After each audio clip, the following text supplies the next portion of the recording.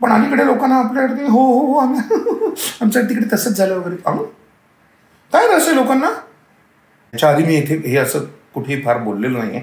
कदाचित ते बोललेलं संजय सुकन्याला आवडणारही नाही. पण इतकी वर्ष झाली, इतकी भांडणं झाली, म्हणजे दर वेळेला तुला आठवत असेल तर प्रतिमा कुलकर्णी कोणीही बोलत असलं तरी मला आणि रसिकाला चोरडायची की आनंद रसिका गप्प बसा. अगं तुझ्या मागे उभं होतो आम्ही काही नाही, पण आम्ही दोन आवडती मुलं होतो बघ. तुम्ही सगळे फार आवडते काही गप्प बस. तर मी म्हणलं आता ह्याच्या पुढे असं. ती इतकी चिडून म्हणली आणि काय कुठे चाललायस तू. अजिबात जायचं नाही कुठे, माझा अधिकार आहे तो. घरात बॅग ठेवायची घरात ताबडतोब. तर हिंदी सिरियल मात्र मी कधीही केली. त्याचं कारण सांगतो तुला नंतर. सुदैवाने आज अशी परिस्थिती आहे की मुंबईमधल्या कुठल्याही ठिकाणी मी भाड्याने घर घेऊन राहू शकतो, पण मी नाही राहणार. आता त्यांनी मला लाथ मारून काढल्याशिवाय, घरातनं काढल्याशिवाय मी आता काही जात नाही. त्यावेळेला अर्जुन रामपाल आणि आमचे डायरेक्टर असे यांची प्रचंड मदत झाली, प्रचंड मदत झाली. टॅलेंट काही आपल्या हातात नाही आहे. वेळ पाळणं तर आपल्या हातात आहे. नाही मग वेळेत का येत नाही. प्रोडक्शन सॉलिड आहे याचा हे म्हणजे काम सॉलिड आहे असं नाही होत.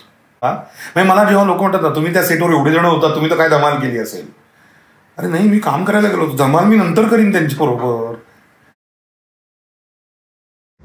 गप्पा मस्ती अँड पॉडकास्ट विथ भार्गवी चिरमुलेच्या आजच्या भागात मी पाहुण्याचे इंट्रोडक्शन करून देणार नाहीये.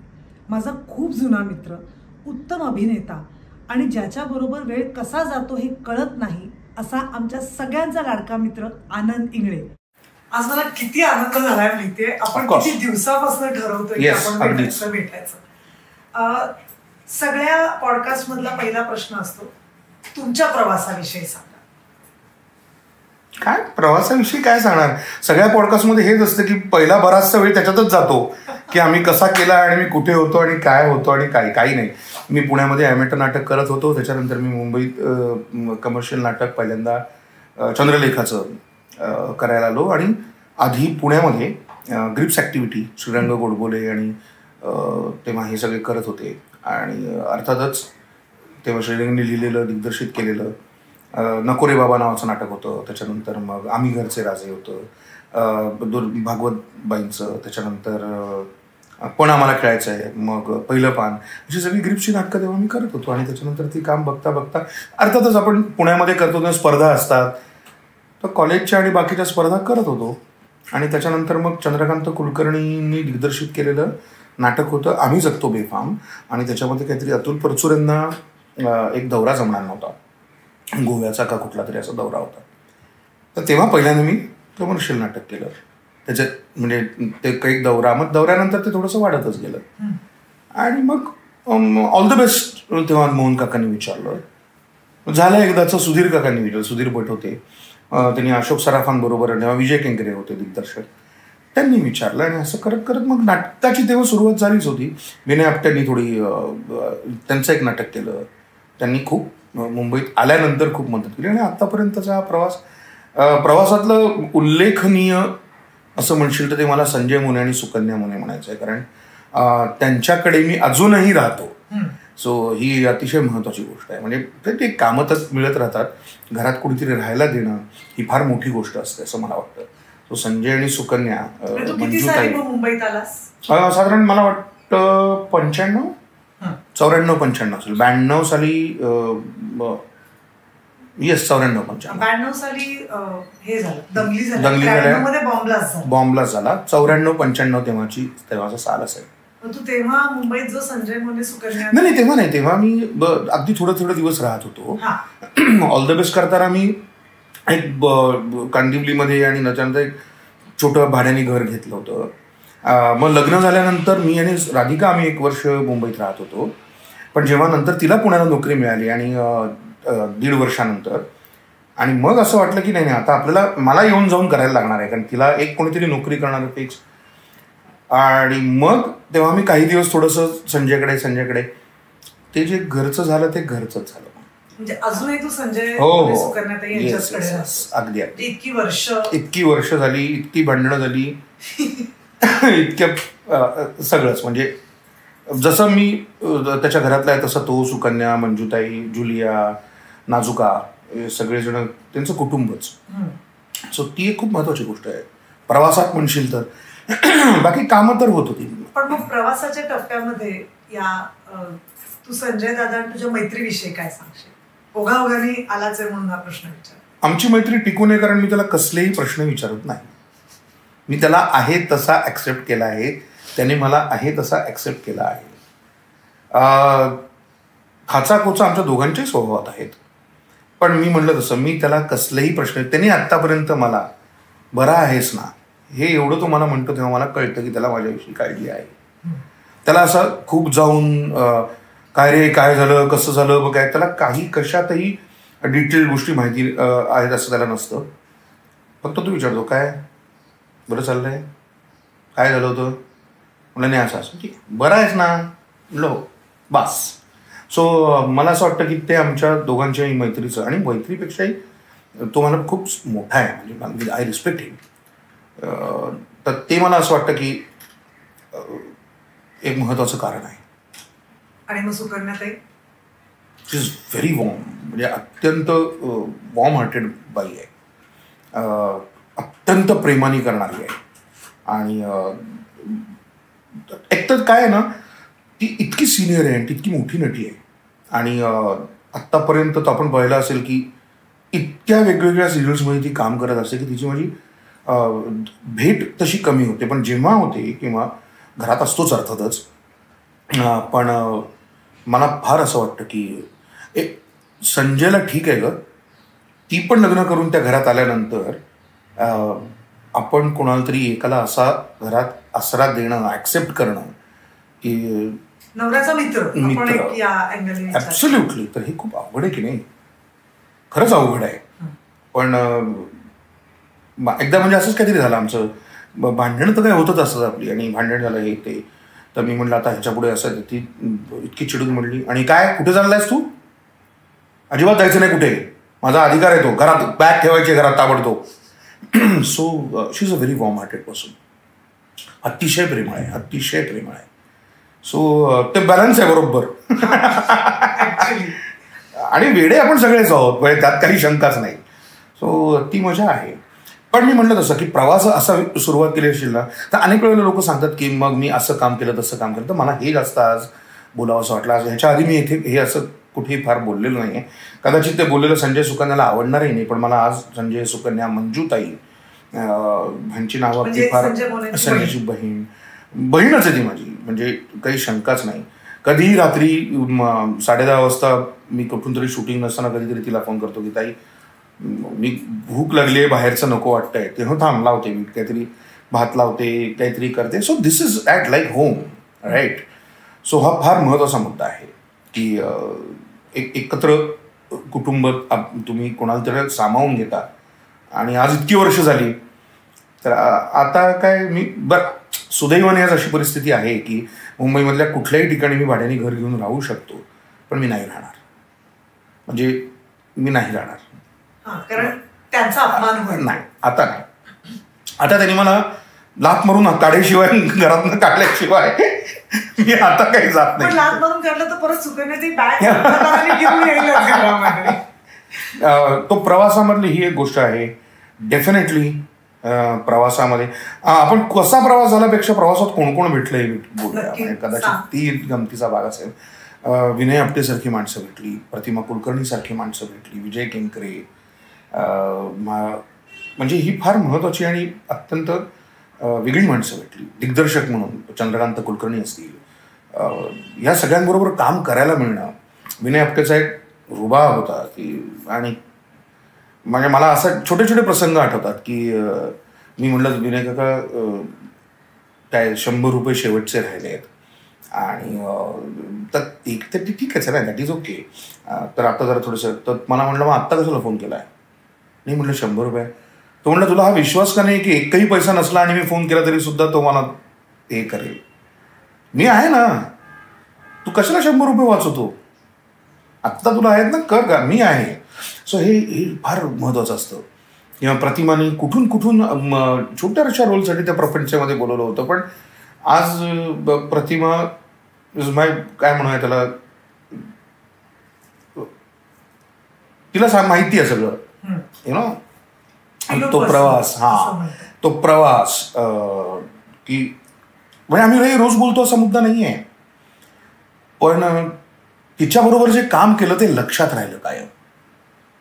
म्हणजे बुद्धी आणि त्याचं कन्वर्ट करणं. म्हणजे तुम्ही नुसतंच मनस्वी असून चालत नाही ना, तुम्हाला तुमचा मनस्वीपणा तुमच्या टॅलेंटमध्ये पण कन्वर्ट करता यावा लागतो. मला प्रतिमाचं तसं वाटतं की तिने ते शिकवलं आम्हाला की अरे नुसता मॅडकॅपगिरी करून चालत नाही, ते कसं दिसतंय ते बघ, ते काय करता येईल ते बघ. म्हणजे छोट्या छोट्या गोष्टी, रंगा गोडबोलेकडनं श्रीरंग गोडबोलेंकडनं काहीतरी नवीन शिकलो. अर्थातच विजय केंकरे. सो प्रवासातली ही भेटलेली माणसं आहेत ना, ही फार धमाल आणि मजेशीर आहेत. त्यातलं एक नाव मला घ्यायला आवडेल, जे नाव खरं घेताना मलाही तितकंच वाईट वाटतं, ते म्हणजे रसिका. रसिका आणि तुझी कमाल केमिस्ट्री. नाही, आता आपण प्रपंचमध्ये एकत्र होतोच. आणि मी असं मुद्दाम वेगळं का सांगतोय, कारण आपण इतकं काम एकत्र केलंय भार्गवी की आपण असे वेगवेगळे काढून एकमेकांना कसे बघणार आहोत खरं तर. पण तू म्हणलीस तसं रसिका ती एक अभिनेत्री अशी होती की आम्हाला एकमेकांचं काम यायचं. आम्ही एकतर आधी पहिलं पानमध्ये पण एकत्र काम केलं होतं, ग्रिप्सच्या प्रपंचमध्ये केलं होतं, अजून 2-4 ठिकाणी केली होती. तुझी पुण्यातली हो, महाराष्ट्र कल्चरल सेंटरमध्ये. आणि तिथे तेव्हा ती राहत होते, ती पुण्यातच होती. आणि म्हणजे मला असं जेन्युअनली वाटतं की जी काही कमी माणसं आहेत ना की ज्यांना आपलं काम येतं, की आता हा काय करणार आहे किंवा ही काय करणार आहे हे माहिती आहे, त्याच्यापैकी ती होती. आणि आम्ही तिला तिथून हिंदी सिनेमामध्ये जाताना, काम करताना, ती ग्रो होताना ते पाहिलं होतं. दुर्दैवाने तर एका विशिष्ट दुर्धर आजाराने तिला ग्रासलं आणि वाईट झालं. पण yes, she was the one की भन्नाट मजा आहे की तिच्याबरोबर काम करताना. एखादा कुठला किस्सा आठवतोय तिच्याबरोबर काम करताना, अगदी पहिलं पानमधला असेल किंवा नंतरचा कुठलाही? नाही अगं, प्रपंचच आपले किती किस्से आहेत. म्हणजे दर वेळेला तुला आठवत असेल तर प्रतिमा कुलकर्णी कोणीही बोलत असलं तरी मला आणि रसिकाला चोरडायची की आनंद रसिका गप्प बसा. अगं तुझ्या मागे उभं होतो आम्ही काही नाही, पण आम्ही 2 आवडती मुलं होतो बघ. तुम्ही सगळे फार आवडते काही गप्प बस. तू सुनील आणि तू नाही काही नाही. तू फार एकदम सगळ्यांनी. तुम्हाला कधी ओरडली का ती? अगदी नाही, खोटं. सुनील आणि शर्वरीला कधीच. हो, आणि ती सगळ्यात डॅम्बिस मुलं आहेत खरं तर. पण आम्हाला बोलणीच खायची सवय होती, त्यामुळे आम्हाला काही वाटायचं नाही. आम्ही काही झालं तरी आम्हाला आपलं ते. तर त्याच्यातला एक सीन मला आठवतोय की रसिका बरोबर केलेला, नाही का, ती म्हणते आपण प्रेमात पडलो का रे, म्हणजे असं आपण लग्न तो म्हणतो नाही मला काही असं वाटत नाही. असा एक सीन होता, तुला आठवत असेल तर. आणि तो सीन फक्त एकमेकांकडे एका लुकमध्ये बघितल्यानंतर तिने केला होता. की पण समजा माझ्याऐवजी घरामध्ये तुझ्याऐवजी कोणीतरी दुसरीच बाई माझ्या घरात आहे, जी इकडे करते तिकडे करते, असं करते तसं करते, हे तू पाहिलंस तर तू काय करशील, असा काहीतरी डायलॉग होता. आणि त्याच्यावरती ही म्हणते रसिका की मी तिला ओचकारेन. तर हे क्लासिक एक्सप्रेशन होतं. आणि हे प्रतिमाला सुचलं पण होतं. आणि काय कन्वर्ट केलं होतं रसिकाने त्याच्यात, कुठेही जास्त न करता, काही न करता. नंतर आम्ही दोघंही खूप हसायला लागतो. अशा मोमेंट्स फार आहेत, अशा खूप मोमेंट्स आहेत. ती जायच्या आधी 2 दिवस मी आणि ऋषिकेश जोशी होता माझ्याबरोबर. आम्ही तिला तिच्या गोरेगावच्या घरी भेटायला गेलो होतो. तर तेव्हा आम्हाला खरं जाणवलं होतं की आपला दोस्त थोडा थकला. आणि 2 दिवसानंतर गेलीच ती, पण फार मजा होती. तिच्याबरोबर तू नाटकही केलंस, सिनेमा केला होतास तिच्याबरोबर? नाटक केलं आम्ही, साहेबजी डार्लिंग नावाचं. ओके. त्याच्यानंतर सिनेमामध्ये आम्ही कुठल्या होतो, विनय काकांचं? नाही, साहेबजी डार्लिंग मंगेश कदम. त्याच्यानंतर नाटक ॲमेटर तर तिच्याबरोबर 4 केली. आणि सिनेमात मी कुठे काम, सिरियल केलं तिच्याबरोबर. सिनेमात नाही मला वाटतं काम करता आलं. पण तसंच अजून एक तुझ्या आयुष्यातलं प्रवासातलं पुढचं नाव म्हणजे विजय केंकरे. त्यांच्याबरोबर तू आय थिंक सो मॅक्झिमम नाटकं केलीस. सगळ्यात जास्त. म्हणजे आताच काही दिवसांपूर्वी आपण त्यांच्या 100 नाटकं झाली म्हणून त्यांनी एक छोटी पार्टी ठेवली होती. त्याच्यामध्ये 90% इंडस्ट्री आली होती. पण त्या 100 नाटकांपैकी किती नाटकं केली आहेस तू त्यांच्याबरोबर? सगळ्यात जास्त नाटकं संजय मोनी त्याच्याबरोबर केली आहेत. सगळ्यात जास्त नाटकं सुयोगमध्ये किंवा ह्याच्यामध्ये. आता माझं हे विजय बरोबरचं 6वं नाटक आहे. 6 नाटकं त्याच्याबरोबर झाली आणि मला आनंद होतो की चांगली चालली, विषय चांगले झाले. 9 कोटी असेल, अगदी पहिलं आमचं झालं एकदाचं पासनं. विजय केंकरे एक असं दिग्दर्शक आहे असं मला वाटतं की ते कलाकाराला त्याचं काम करू देतात. म्हणजे अगदी ठाम असं नीट बसलेलं बांधेसूद अगदी गोळीबंद असं नाटक त्यांचं नसतं. जसं चंद्रकांत कुलकर्णीचं नाटक तुम्ही बघाल तर अतिशय छान नेटकं आणि व्यवस्थित बसवलेलं असतं. दोघांची पद्धती वेगवेगळ्या आहेत. पण विजय केंकरेंविषयी सांगायचं झालं तर मला हे अगदी वाटतं की तुम्हाला ते जास्तीत जास्त काम करायला येतात. म्हणजे तालमीमध्ये ते फुलवू देतात, ते नटाला मारत नाहीत. नाही एवढंच करायचं असं नाही, तुला बघ ठीक आहे तुला काय वाटतंय, कसं वाटतंय, पण मग असं नाही का वाटत की थोडं तसंच होत आहे, इथे ती मुवमेंट घेऊ नकोस. हा जो मुद्दा आहे ना, आणि प्रत्येकाची आपापली शैली आहे बसवण्याची. बरं चूक वाईट असं मी काहीच म्हणत नाही आहे, पण मला I am most comfortable with mister Vijay Kenkre. कारण एक तर मैत्री पण आणि इझी आहेत ते. तालमीला मला जायला गेल्यानंतर आनंद असावा असं वाटतं. चिडचिड कोणीतरी काहीतरी बोलतंय काहीतरी, ह्याच्यापेक्षा एक आनंद असावा. आणि विजय केंकरेंच्या बाबतीत तो अनुभव मला सगळ्यात जास्त आहे. त्यांचं कुठलं नाटक तू त्यांच्याबरोबर केलं तुला सगळ्यात जास्त आवडतं? अगं दरवेळेला मला असं वाटतं की हे नाटकानंतर हे नाटक हे ना, पण आता खरं खरं सांग. पण आता चालू आहे, आता चालूच आहे. मग त्याच्या आधी 9 कोटी होतं, त्याच्या आधी सगळं. हा मुद्दा आहे ना की लग्न बंबाळ.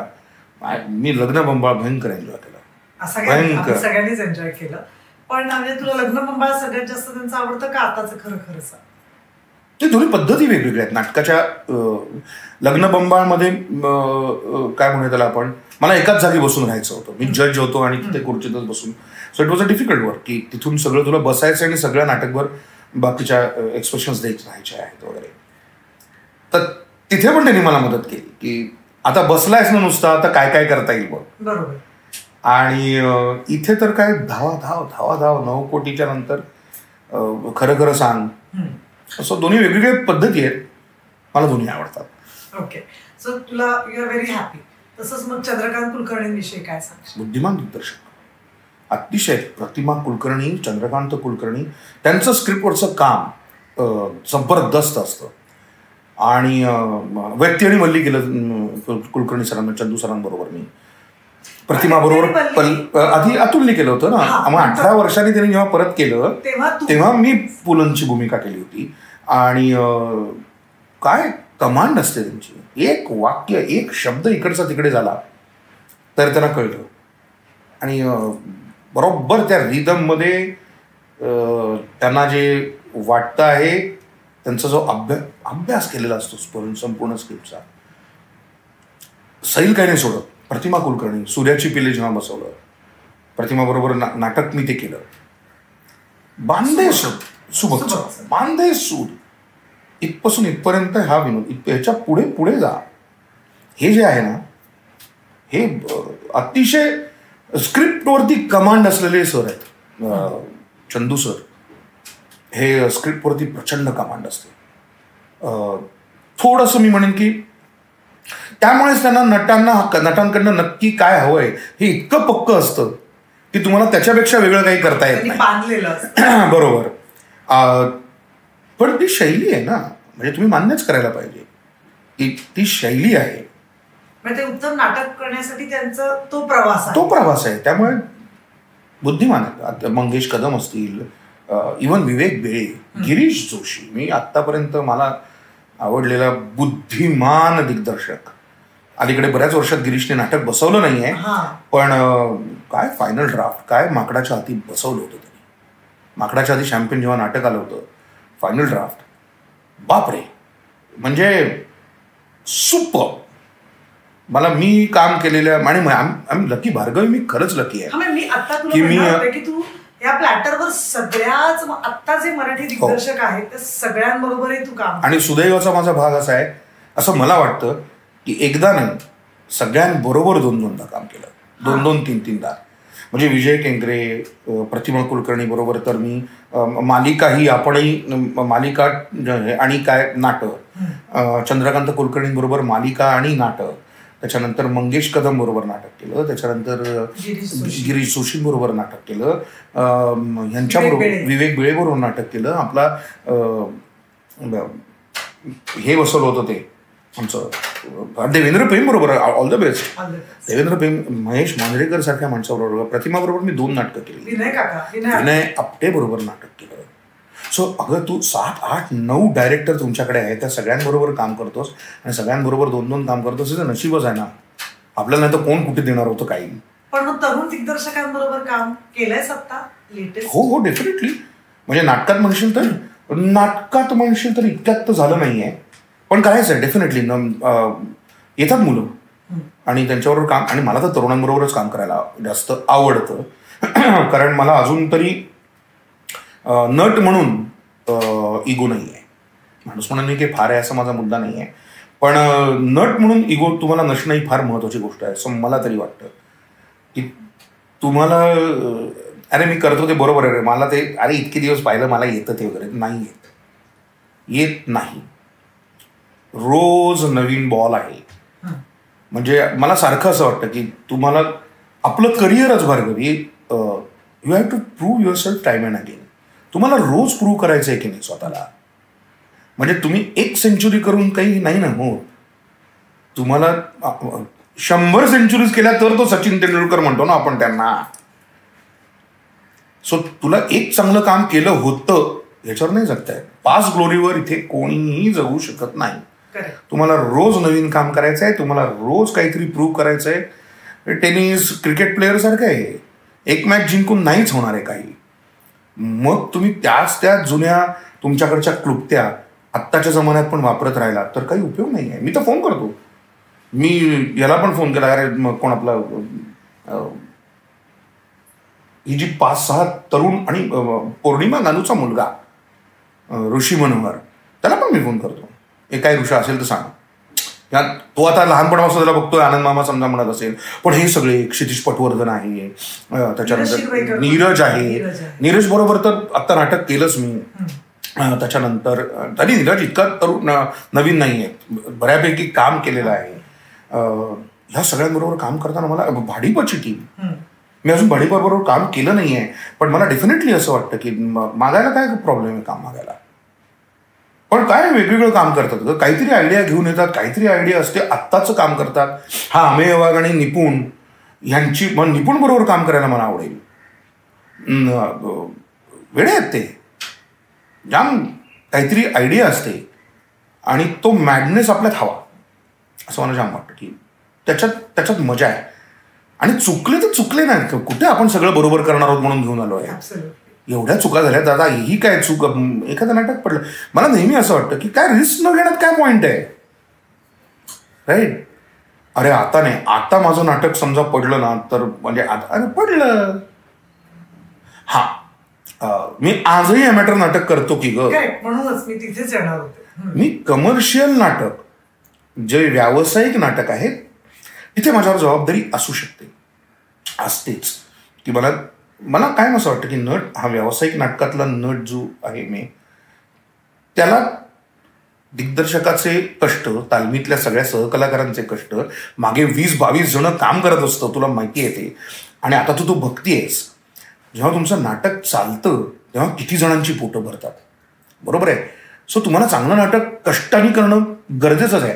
हा आता ते प्रेक्षकांना एखाद्या वेळेला आवडलं नाही किंवा पडलं तर गोष्ट वेगळी, पण निर्मात्याचे पैसे परत आणून द्यायची जबाबदारी तुमच्यावर डेफिनेटली ना.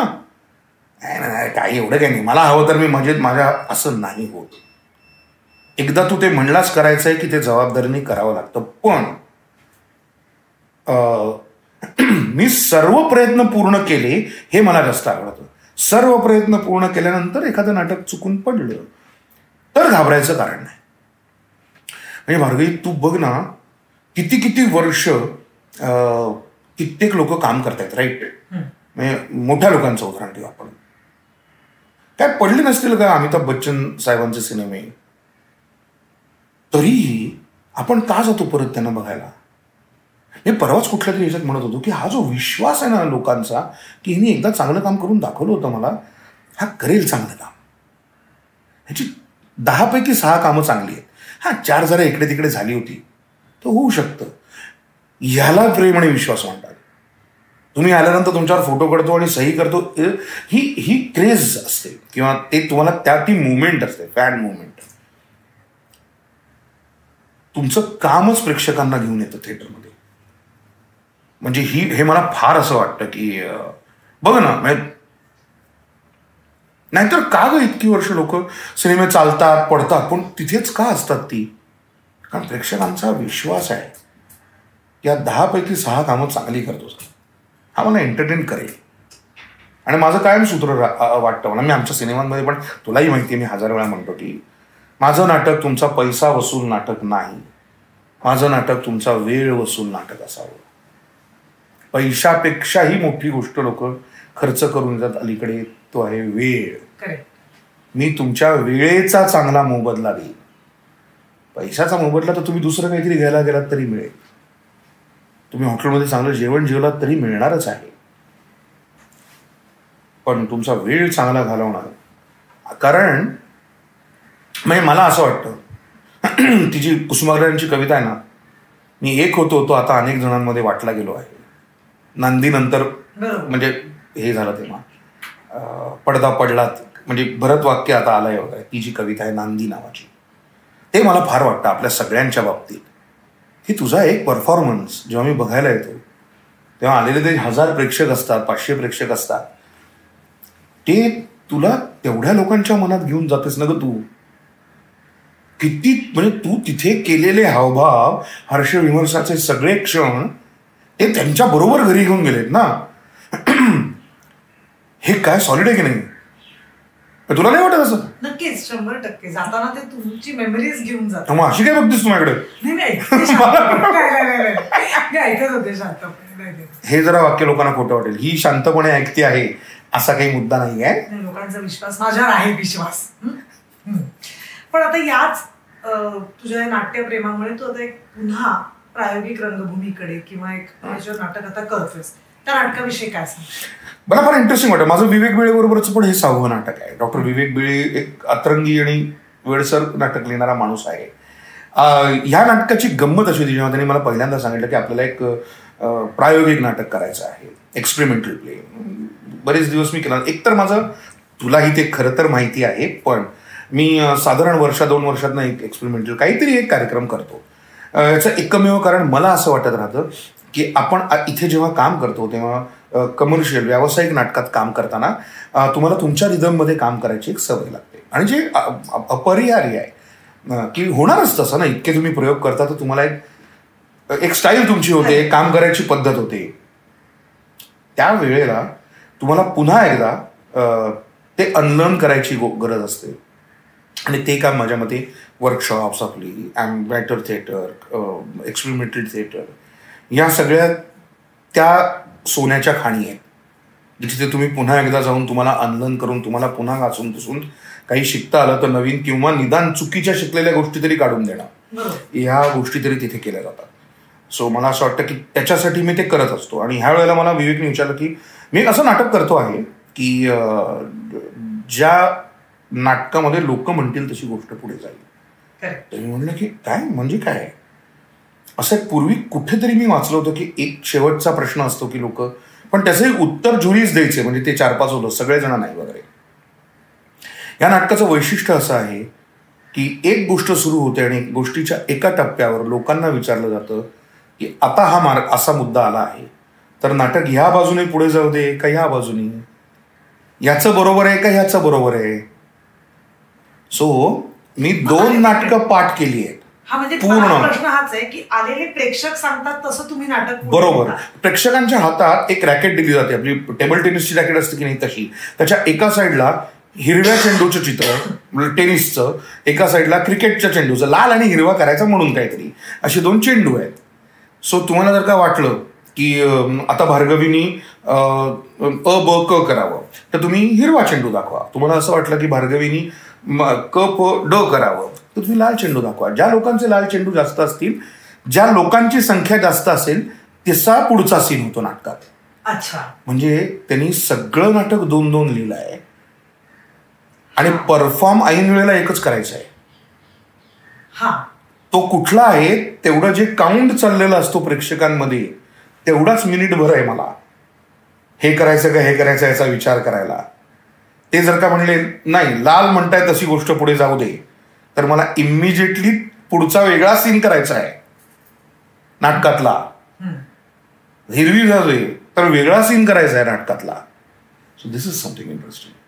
आणि मला वाटत नाही याच्या आधी तू ऐकलंयस का कुठे किंवा मला वाटत नाही असं संपूर्ण नाटक 5च्या 5 सीन नाटकात संपूर्ण नाटक लोक म्हणतील. आणि याच्यातला मुद्दा तोच आहे, आम्ही काहीच म्हणत नाही, तुम्ही चॉईस केलाय.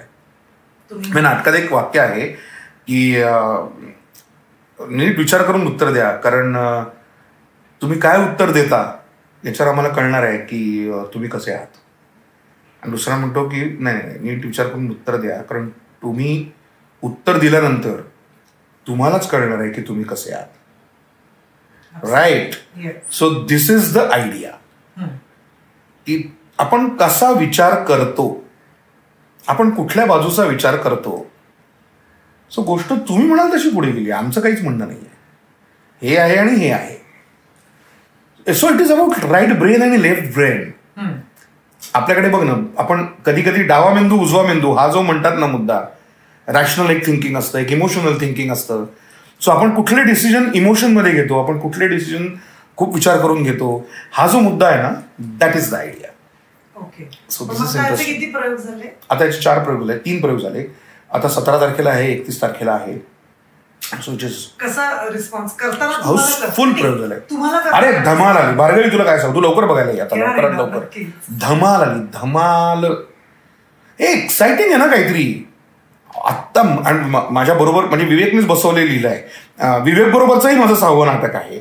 आणि सुनील अभ्यंकर सर आहेत, त्याच्यानंतर ती गायत्री तांबे देशपांडे मॅडम त्या आहेत नाटकात काम करायला. आणि महाराष्ट्र कल्चरल सेंटर, इतकी वर्ष मी शुभांगी दामल्यांबरोबर इतकी वर्ष आम्ही काम करतोय. इतकी मोठी संस्था, इतकी मोठी मला नाही वाटत दुसरी कुठलीही एक्सपेरिमेंटल प्रायोगिक रंगभूमीसाठी इतकं काम करणारी संपूर्ण महाराष्ट्रात, संपूर्ण कदाचित संपूर्ण देशात इतकी मोठी संस्था नाही आहे की जे इतकी वर्ष सातत्याने, म्हणजे त्या बाबतीत शुभांगी दामलेंचे पाय धरले पाहिजेत. डॉक्टर रवींद्र दामले, शुभांगी दामले आणि त्यांच्याबरोबरचे सगळेच त्यांचे सहकारी, आपले काळे सर असतील, राजेश देशमुख असेल, जे कोणी असतील ते, या सगळ्यांना ह्या एक अमॅटर ऍक्टिव्हिटी चालवत राहायचं इतकी वर्ष. आज महाराष्ट्र कल्चरल सेंटर सगळ्यांना माहिती आहे. सो फारच इंटरेस्टिंग. आणि प्रयोग आम्ही लावला, हाऊसफुल प्रयोग झाला, दोन्ही प्रयोग म्हणजे. आणि आम्हालाच बरं वाटलं की अच्छा कनेक्शन असं होतंय, होय इथे हे येत आहे, इथे हे हाच येतो, इथे तोच यायला हवा नाही रे, बदललंच. हा जो मुद्दा आहे ना, इंटरेस्टिंग. रोज रोज प्रयोग वेगळा. करेक्ट. तर ही मजा आहे. आणि प्रयोग शब्दाला मला असं वाटतं साजेचं तुमचं नाटक आहे, त्यामुळे आम्ही लवकरात लवकर नाटक बघायला येऊच. पण हा झाला तुझा नाटकाचा प्रवास. तू माझ्या माहितीप्रमाणे हिंदी फिल्म्स पण केल्यास. फार नाही केल्या, 2-3च केल्या. हो, खट्टा मिठा डॅडी, दोन्हीचे काही अशा आठवणी आहेत, कारण हा पूर्ण वेगळा प्रवास आहे. मराठी नाटकापासून Hindi cinema, Hindi web series सुद्धा होता. नाही, पण लोकांचा प्रवास कसा असतो, मराठी नाटक, मग मराठी सिनेमा, मग हिंदी सिरियल करतात बरेच वेळेला, आणि मग नाटकाकडे जातात किंवा मग सिनेमाकडे जातात. तू डायरेक्ट मराठी नाटकांमधनं एक जमकट टू हिंदी सिनेमा आपण असं म्हणू. त्यात एक खट्टा मिठा पूर्णपणे कॉमेडी, डॅडी पूर्णपणे वेगळ्या जॉनरच वेगळा आणि खरी घटना घडलेली त्याच्यावरनं फिल्म. त्याच्याबद्दलचे काही किस्से आहेत असं आम्हाला सांगण्यासारखे. ऍक्च्युली म्हणशील ना तर खट्टा मिठा करताना प्रियदर्शन साहेबांबरोबरच एकदम काम करायला मिळालं होतं. आणि तेव्हा कोणाच्या तरी आत्ता जशा ऑडिशन्स होतात ना, तशा ऑडिशन्स तेव्हा एवढ्या नसायच्या. जो कास्टिंग डायरेक्टर आहे त्याच्या ओळखीनी कोणीतरी असंच होतं.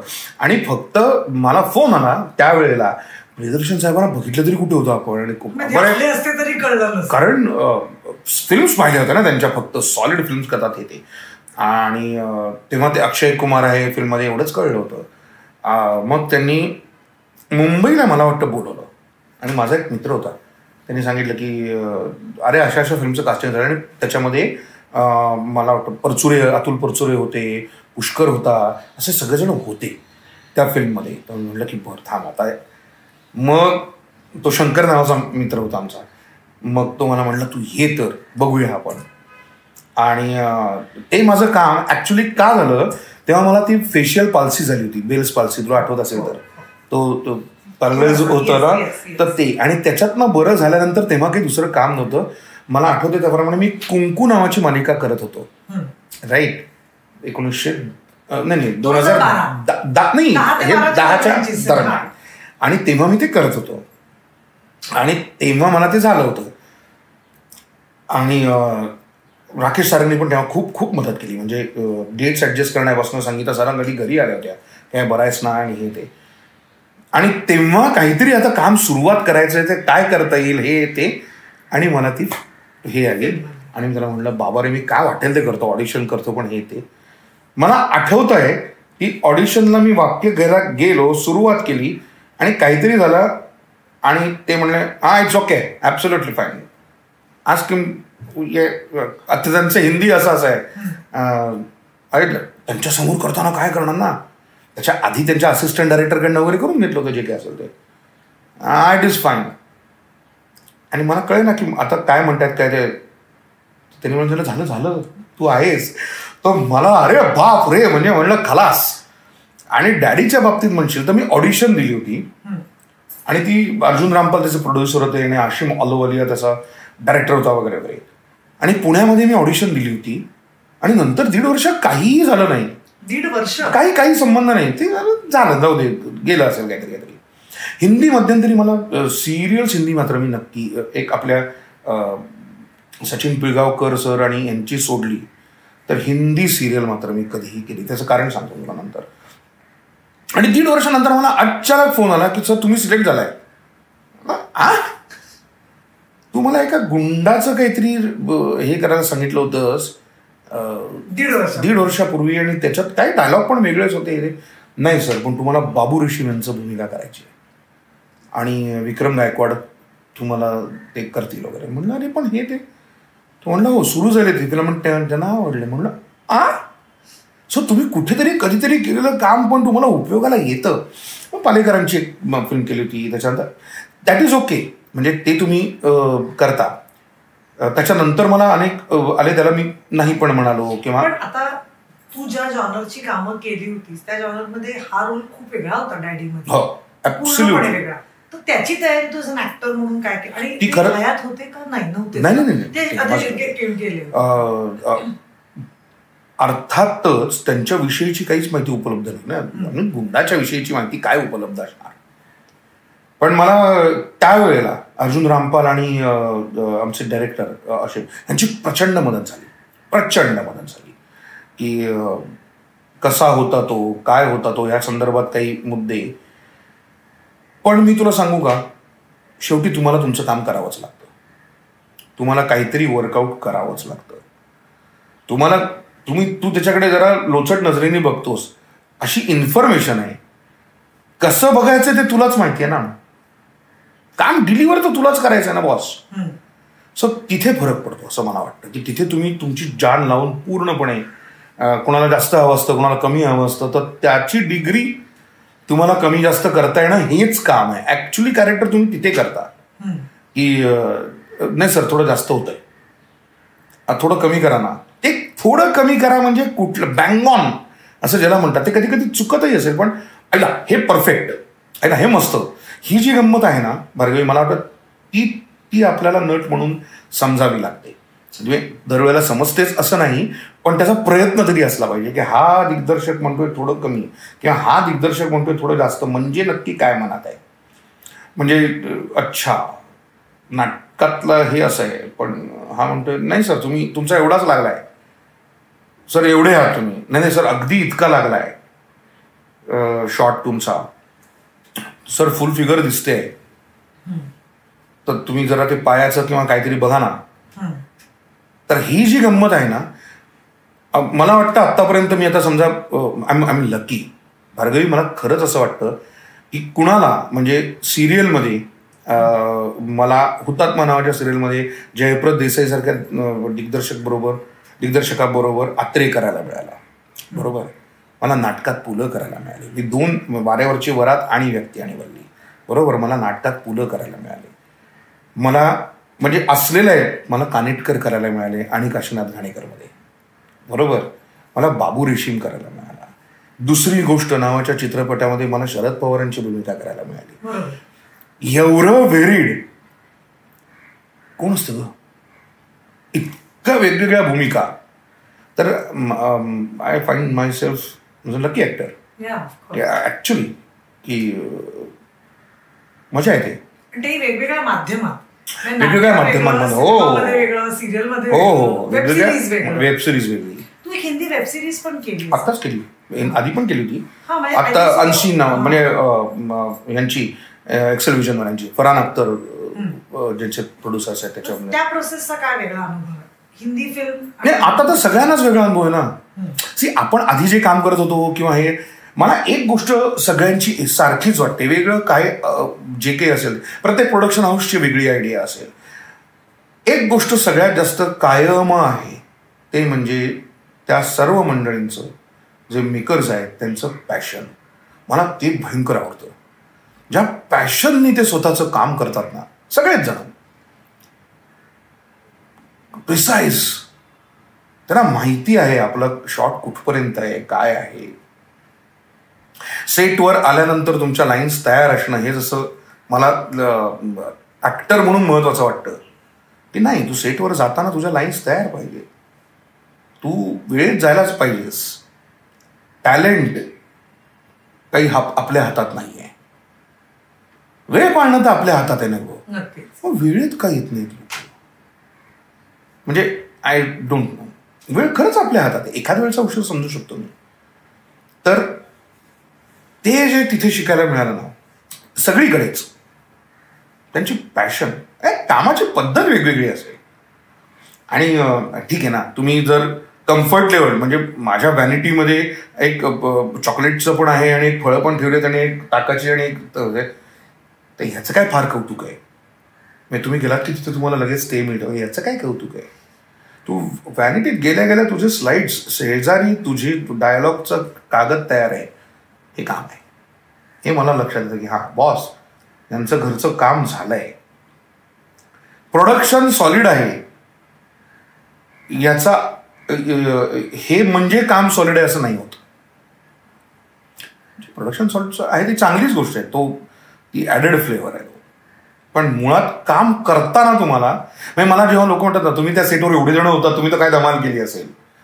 अरे नाही, मी काम करायला गेलो होतो, धमाल मी नंतर करीन त्यांच्या बरोबर. नाही, मी धमाल मी सेटवर का करीन. पण अलीकडे लोकांना आपल्याकडे हो हो हो आमच्या तिकडे तसंच झालं वगैरे. काय असेल लोकांना काही गरज नाही आहे. लोकांना काही तुमचं तू एकमेकांबरोबर काम करताना जे खरंच बघतायत त्यांना, उद्या भार्गवी आणि आनंदचा सीन चालला होता तेव्हा एकमेकांबरोबर काम करताना तुला आठवत आहे आपण तो पॉज घेतला म्हणून ते वर झालं किंवा ते, जर त्यांना पण कळू दे ना. आपण चाललो होतो आणि आपण एकदा स्कूटरवरनं पडलो, ही काय गंमत आहे का. नाहीये असं मला वाटतं की अरे तुम्ही असल्यानंतर काय मजाच असं येत असणार किंवा काय. हो पण मग ती सगळी मजा तुला कशाला सांगायची म्हणजे. आणि अनेक वेळेला असं होतं ना की तिथे घडलेला प्रसंग आत्ता सांगताना फार विनोदी वाटतच नाही. काय विनोद आहे त्याच्यात. म्हणून मला आपल्या टेलिव्हिजन चॅनलवरचे काही कार्यक्रम जेव्हा बघताना मला सारखंच वाटतं की काहीतरी कलाकारांच्या पर्सनल गोष्टीवरती विनोद करायचा, काहीतरी हे करायचं किंवा ते करायचं काय. अरे नाही आहे लोकांना एवढा रस आणि त्याच्यात काय मजा आहे. सो आता इव्हन पॉडकास्ट आपण बघ ना, गप्पा मारत नाही, एकात नाही एक विषय निघतो तर जरा जास्त मजा आहे. ठरवून गप्पा नाही होऊ शकत. नाही मग त्याला गप्पा नाही म्हणणार ना मग, नाही का.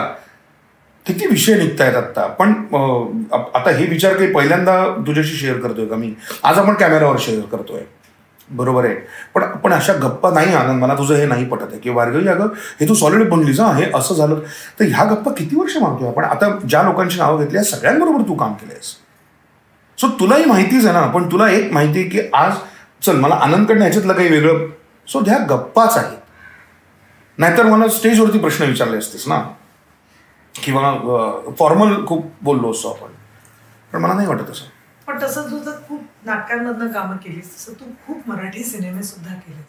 तू मराठी सिनेमांविषयी आणि जो बदललेला मराठी सिनेमा आहे त्याच्याविषयी आणि खूप कलाकार येतात त्या सगळ्यांचं म्हणणं असं आहे की थोडं ना मराठी इंडस्ट्रीनी बदलणं गरजेचं आहे. प्रोफेशनली म्हणा किंवा थोडं डिसऑर्गनाइज्ड आहे असं काही जणांचं मत होतं. तर काही जणांचं मत होतं की कंटेंट आहे पण तो पोचत नाहीये, मार्केटिंग कमी पडतंय, असं एकूणच सगळ्यांचं म्हणणं मराठी सिनेमाविषयी. तुझं मराठी सिनेमाविषयी काय? आपण डेफिनेटली या कन्फ्युजनमध्ये आहोत असं माझंच मत आहे. तू ज्यात ते बोललीस ते अगदी बरोबर आहे की इतके मतप्रवाह आहेत की आणि माझं फक्त नट म्हणूनच असणार आहे ना बघणं. आपण काय मित्र म्हणून अरे हा सिनेमात का खरं तर चांगला विषय होता, खरं तर हे पण होते, खरं तर ते पण होते, पण नाही चालला, अरे हा तो सॉलिडच चालला. सो मी नेहमी अशा विचारांचा आहे की बाई पण बारी देवासारखा चित्रपट असेल किंवा सैराट सारखा चित्रपट असेल, नट सम्राट असेल, त्याच्या आधी दुनियादारी असेल, हे जे 4 अगदी आपण इतका प्रचंड बिझनेस या सिनेमांनी केला. याचा अर्थ प्रेक्षक आहेत, याचा अर्थ प्रेक्षक आहे, बरोबर. हे सगळे थिएटरमध्ये जाऊन बघणार आहेत म्हणजे आहेत. मग आपलं काय चुकतंय? हेही मला मान्य आहे की असा एखादा चित्रपट येणार आहे की ज्याला इतके लोक आवडीने जातील. पण इंडस्ट्री म्हणून एक व्यवसाय म्हणून चालण्यासाठी 4 सिनेमे चालायला लागतात. ते का नाही चालत आहेत? काही चित्रपट अत्यंत उत्तम असून सुद्धा, पण आता मध्यंतरी मला तेच वाटलं की एक 4 चित्रपट का होईना पण ॲव्हरेज चालायला हवेत. आणि आपण म्हणतोच पण तफावत खूप आहे. हो, मे बी अजूनही जसं नाटकाला आपल्याला जाऊनच बघावं लागतं तसं कदाचित अजून आपल्याकडे लोकांना असं आहे का की काय येईल सिनेमा OTTवर तेव्हा बघतो, असं आहे का? कारण नाटक काही तुझ्या OTTवर येणार नाहीये ना. नाटक हा एक्सपिरियन्स जाऊन तुला घ्यायचा आहे. येस, कन्फ्युजन आहे. मला त्याच्याकडे बघताना अजून मला तरी उत्तर नाही सापडलेलं. मला त्याच्यातलं एकच कळलंय की आपण आपले प्रयत्न करत राहणं. प्रत्येक जण आता कोणी म्हणतं पब्लिसिटीला कमी म्हणतं पडतंय, कोणाच्या पब्लिसिटी जोरदार असते, कोणी विषय म्हणतात. हो, एवढं मात्र नक्की मला वाटतं की मराठीमध्ये अजूनही कॉन्टेंट हाच हिरो आहे. हे मला अजूनही वाटतं. उत्तम कॉन्टेंट असणं ही गोष्ट फार महत्वाची आहे. आणि ज्याच्यामध्ये काहीतरी एक कॉन्टेंट आहे ते सिनेमे चालले आहेत. काहीतरी एक महत्वाचं म्हणायचं आहे, कुठली तरी एक भावना जोरदार आहे, ते सिनेमे चालले आहेत असं मला जेन्युअनली वाटतं.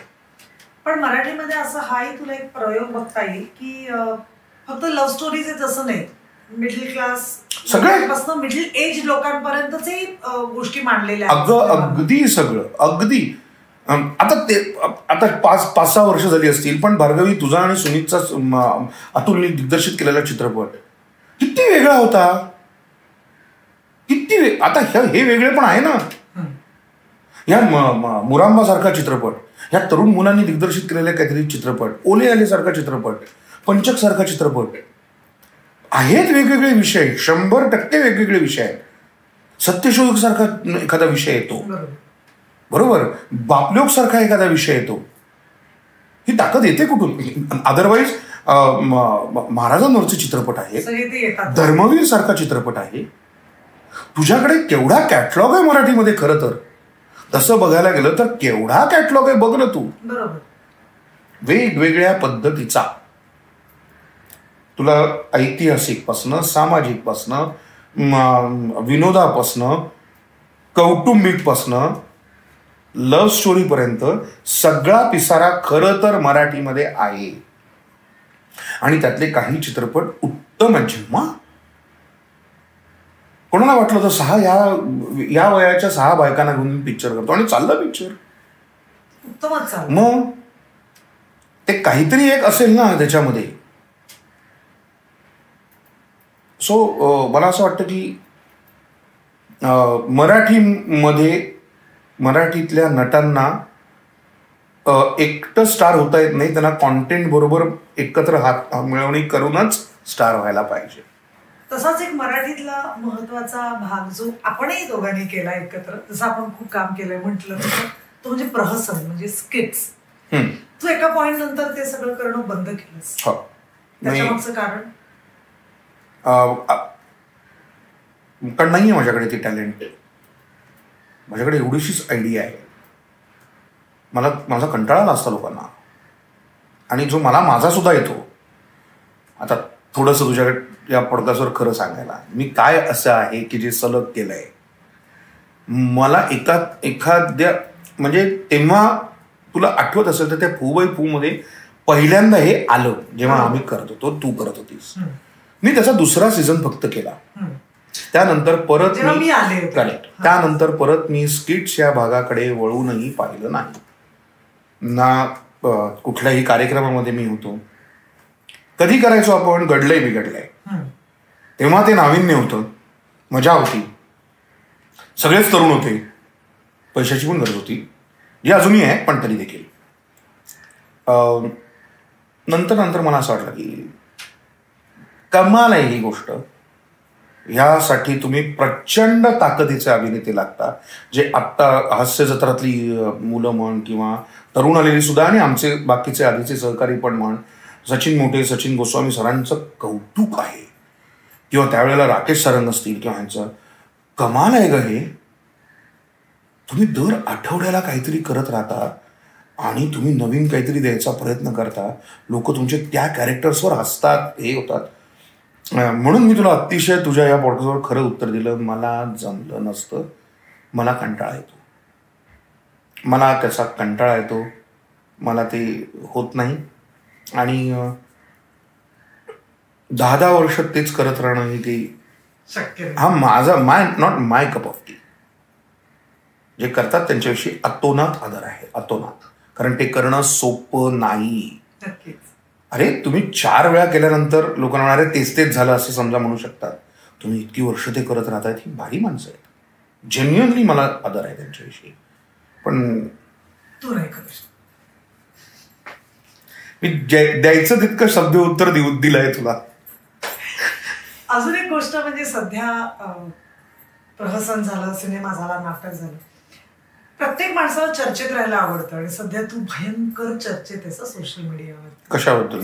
रादर मी सगळ्यात जास्त सोशल मीडियामध्ये कमी आणि अजिबात काम न करणारा माणूस आहे. तू न काम करणार आहेस, पण तू आलायस एकदम. म्हणजे मध्ये राजसाहेब ठाकरेंचं भाषण झालं, त्याच्यामध्ये ते ओघाने बोलून गेले अंड्या. आणि त्याच्यानंतर तुला खोटं वाटेल, युट्यूबवर की आपण जे गुगल सर्च इंजिनवर राजसाहेब ठाकरे अंड्या, तर धारधार आयुष्यामध्ये मला माहित नाही. हे मी तुलाही माहिती आहे, मी सोशल मीडियावरती फक्त आणि फक्त माझ्या चित्रपटांच्या आणि माझ्या नाटकांच्या जाहिराती ज्या असतात तेवढ्याच पोस्ट करतो. मी माझं वैयक्तिक काहीही करत नाही. कारण मला असं वाटतं ती अत्यंत दुधारी तलवार आहे. आणि कुणीही माझ्या प्रेमाची काही माणसं असतीलही, पण कुणीही जो मला ओळखत नाही, ज्याला माझी बॅकग्राऊंड काही माहीत नाही, मी कुठून हे म्हणायचा प्रयत्न करतोय हे माहीत नाही, असा कोणीही माणूस मला एका क्षणात जज करतो, हे मला चालणार नाही. आणि ते तसं जर नको असेल आपल्याला तर ती गोष्ट आपल्या हातात आहे. नाही, पण त्याच्यामुळे तू त्याच्यानंतर तुला पण आता ह्याला मी काहीच करू शकत नाही ना. तू चर्चेत आला त्याच्याबद्दल तुला ते जे बोलले त्याबद्दल अगं खूप फोन आले, पण मी त्यांना सगळ्यांना सांगितलं की हो काय चूक आहे त्यांचं मत आहे ते. आणि बऱ्याच वेळेला ना लोक काय राजसाहेब नक्की म्हणाले आहेत हे ऐकत नाहीत. राजसाहेब असं म्हणाले नाहीत की तुम्ही तुमच्यात असताना त्याला तसं म्हणू नका. त्यांचं म्हणणं तर सामाजिक दृष्ट्या तुम्ही एकमेकांना मान द्या.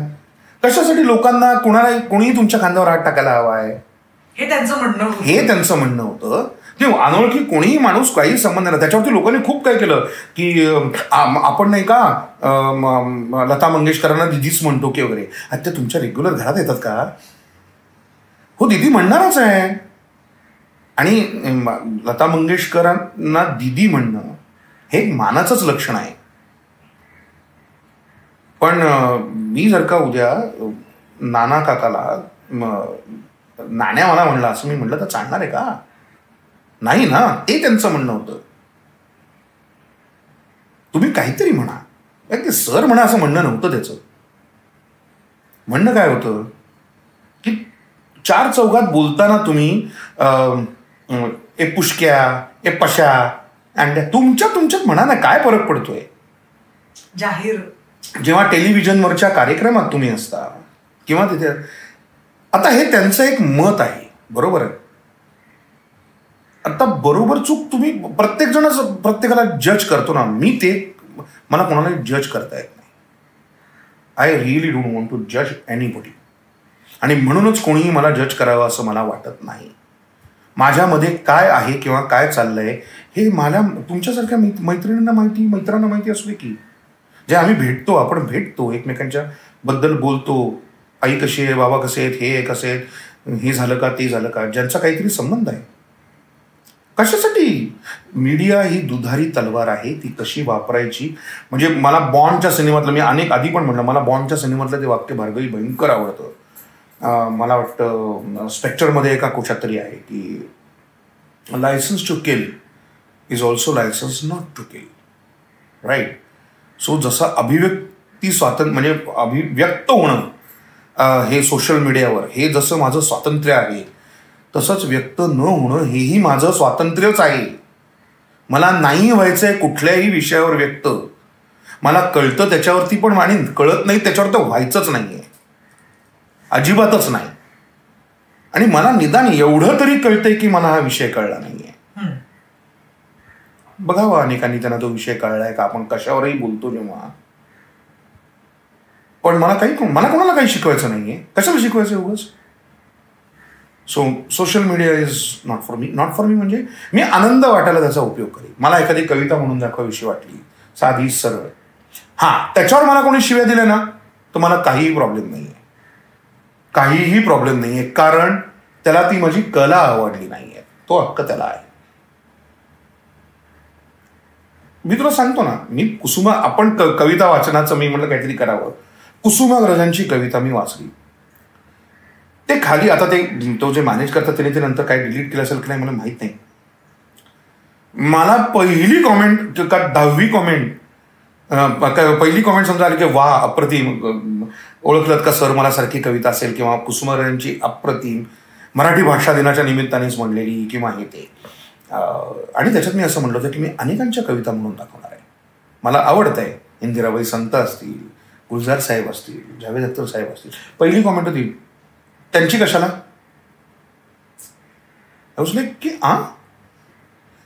पुढची कॉमेंट होती, बरोबर नाव घेतले ते सगळे असेच आहेत, तुम्हाला नारायण सुर्व्यांची कविता म्हणून किंवा ह्यांची कविता म्हणून दाखवावीशी वाटली. अहो म्हणलं आहे सगळे यांची सुरुवात केली आहे. पण लोक तुमच्याकडे असं बघत आहेत तर मला त्यांना उत्तर द्यावंसं वाटत नाही. अजिबात उत्तर द्यावंसं वाटत नाही. म्हणजे आता ते कसं झालंय की तू नुसतं माझं ऐकायचं नाहीस, तू पहिल्यांदा माझं ऐकायचं. तर ती गोष्ट ठीक आहे ती. आणि ऍक्टर्स, क्रिकेटर्स, आपण सगळे सॉफ्ट टार्गेट्स होत ना. आपल्याला काय कुणीही यावे कधीही बोलून जावे असंच आहे.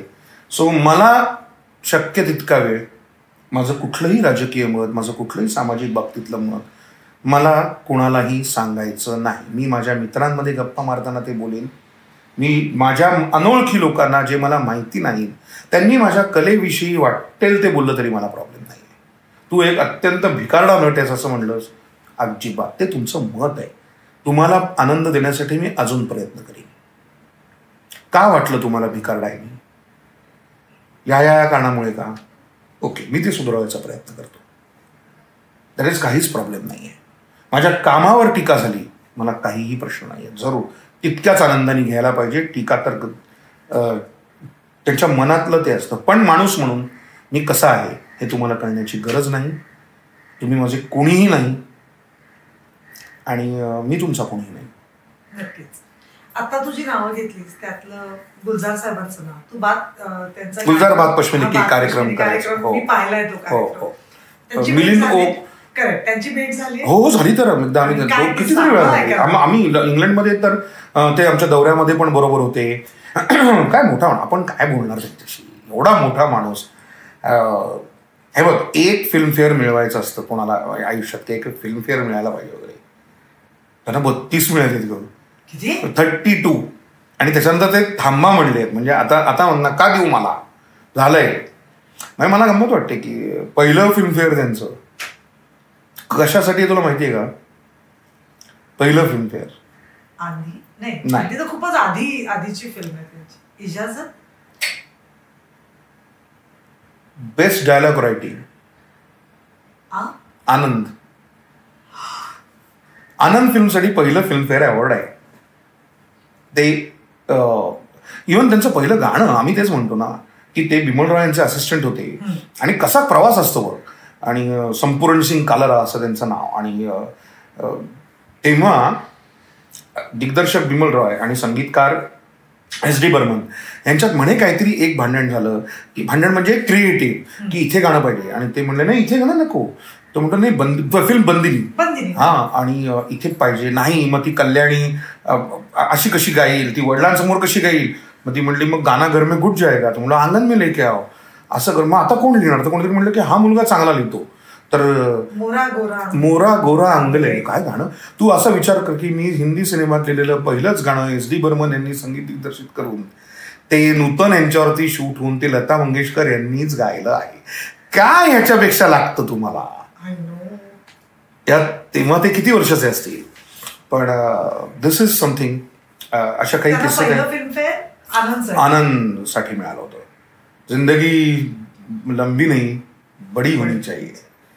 सो ते. आणि मग शेवटपर्यंत अगदी बंटी आणि बबली पर्यंत हा माणूस त्यांच्याकडनं घेण्यासारखी. मी बाकी त्यांचा काय एक्सपिरियन्स आहे तर तो आपण काय सांगणार. ते अतिशय दिलखुलास आहेत, छानच आहेत, प्रश्नच नाही. आता किती 10-1 वर्षात आमची भेट पण नाही किंवा काही नाही. आणि ते तरी काय एवढे लोक लक्षात ठेवतील ना. पण तेव्हा जेव्हा आम्ही त्यांच्याबरोबर ते प्रयोग करत होतो, सलीम अरीफ साहेब बरोबर होते. आणि मी पाहिलेली सगळ्यात भारी गोष्ट त्यांच्या घरातली, त्यांच्या हॉलमध्ये मोठे म्हणजे फुल साईज 2 फोटो आहेत. कोणाच्या घरात असतात? एक संजीव कुमार साहेबांचा आहे आणि एक RD बर्मन साहेबांचा आहे. आपल्या मित्रांचे फोटो हॉलमध्ये कोण लावतं? मोठे पूर्ण. आणि ते म्हणायचे की ये मेरे करियर के 2 अँकर रह चुके हैं, ये नहीं तो क्या करू. तर त्यांच्या घरात आहेत ग. सो ही मैत्री जपणं ही काय गमतीची गोष्ट आहे, इंटरेस्टिंग. बाकी काय त्यांचं सगळं माहितीच आहे सगळ्यांनाच. त्यांच्या कविता तू रिसाईट करायचा? हा, आम्ही त्यांच्यावरचा जो कार्यक्रम करायचो त्याच्यात ते स्वतःही काही कविता म्हणायचे आणि आम्ही त्यांची गाणी होती. आणि त्यांच्या संपूर्ण प्रवासाविषयी सचिन खेडेकर आणि किशोर कदम तेव्हा, मग नंतर त्यांनी तो पुढे केल्यानंतर व्यावसायिक व्यग्रतेमुळे त्याच्यानंतर मी ते केलं नाही नंतर. पण पौर्णिमा गाणं पण करायची आणि त्यांच्याविषयीचं जे होतं मराठीतलं जे होतं आणि नंतर हिंदीमधलं पण ते आम्ही करायचो. रावी पार म्हणायचं. सचिन खेडेकर रावी पार हे अभिवाचक व्हायचे. येस. आणि बाकी त्यांच्या आयुष्यावरचा संपूर्ण की पट कसा आहे. पण फार मजा आली अशा कुठल्या तरी माणसाबरोबर काम करताना. ती एक मजा जी असते ना, अरे बापरे भारी माणूस आहे. मजा. त्याने तुला कधी कॉम्प्लिमेंट दिली कुठली एखादी, तू त्यांचं अभिवाचन केलंयस किंवा? सगळ्यांनाच द्यायचे, अशी वैयक्तिक नाही दिली. कारण काय आती काय आपल्याला अच्छा आहे असंच म्हणणार, बहुत अच्छा आहे आप प्लीज पढिये वगैरे टाईप. पण त्यांना मराठी कवींविषयी भयंकर आदर होता. म्हणजे विंदा करंदीकरांविषयी आहे, म्हणजे कुसुमाग्रजांविषयी. आणि मला वाटतं त्यांनी जेव्हा ती हे केलं तेव्हा अमृतासोबत, तेव्हा आम्ही तर बोलायचोच कविता. आणि मला एकदा म्हणाले होते की तू कविता अच्छी पडताय. सचिन खेडेकर उत्तम, किशोर तर त्यांचा अगदी मित्रच होता. अमृता सुभाष त्यांना मला वाटतं ते जेव्हा कुसुमाग्रजांच्या कविता करत होते तेव्हा त्यांना वाचून दाखवायला जायची. सो दिस इज समथिंग की ह्या 5-6 जणांबरोबर कधीतरी आपल्यालाही ते म्हणाले की हा चांगला जरा वाच. अच्छा बरं, त्यांची वाच बरं. आमच्या इंग्लंडच्या दौऱ्यामध्ये वगैरे फार मजा यायची. म्हणजे त्यांची एखादी कविता आहे लक्षात तुझ्या? गुलजार साहेबांची मला पूर्ण पाठ नाही आहे, पण त्याच्यात ते फार छान म्हणायचे. न जाने किसकी डायरी है, न नाम है, न पता ठिकाना, हर एक करवट में याद करता हूँ तुमको, लेकिन करवटें लेते लेते ये रात दिन यूं मसल रहे हैं मेरे बदन को कि तुम्हारी यादों के नील पड़ गए हैं. मिलोगी जब तुम, पता चलेगा मैं और भी काला हो गया हूँ. मैं इस तड़पती तपती, शब्द मला अगदी, धूप में इतना काला नहीं हुआ था जो एक रात में सुलग के सिया हुआ हूँ. तुम्हें भी तो याद होगी वो रात सर्दियों की, जब औंधी कश्ती के नीचे हमने अपने बदन के चूल्हे जला के तापे थे, दिन किया था. आज तुम भी यहाँ होती, काश असं काही, तो तुम्हें बिछाता भी ओढता भी. एक त्याची कविता, मला ही पूर्ण आठवत नाहीये, पण काय शब्द, ऑंधी शब्द आल्यावरच कळलं की ते नक्कीच. या लोकांनी फिलॉसॉफी लिहिली ह्या सगळ्याच. गुलजार साहेब म्हण, साहिर साहेब म्हण, शैलेंद्र हे हसरत मजू, सुलतानपुरी, जावेद अख्तर साहेब, कैफी अजमी साहेब म्हण, ह्या वेळेला म्हणजे हिंदी चित्रपटामध्ये आपण सगळे हिंदी चित्रपटांच्या गाण्यावर वाढलेली माणसं. तुला येतात का नवीन गाणी काय भेंड्या खेळायला लागल्यानंतर? तुला नाही. तुझ्यावर न आलंय, तू गाणं कुठलं म्हणते करते, बस बस संपला विषय. पाणीचे बस. हे तसंच आहे की नाही? ह्यांनी काय नाही लिहिलं, ह्यांनी कुठली फिलॉसॉफी लिहिली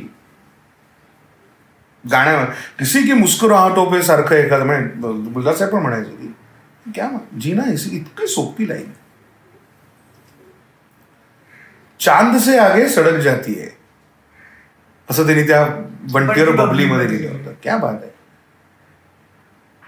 जबा पे लागा रे नमक इश्क का, हे लिहिणारा माणूसच तुम जो कह दो तो आज की रात चांद डुबेगा नहीं, रात को रोक लो असं लिहितो. काय एवढा प्रवास आहे, भाषेच्या लहेजापासून बदल आहे. आणि आजही तितक्याच उमेदीने नवीन गाणी नवीन लोकांबरोबर शंकर रॉय एहसान हा पर्यंत ते करतच आले. काय आहे ही गंमत. मोठी माणसं.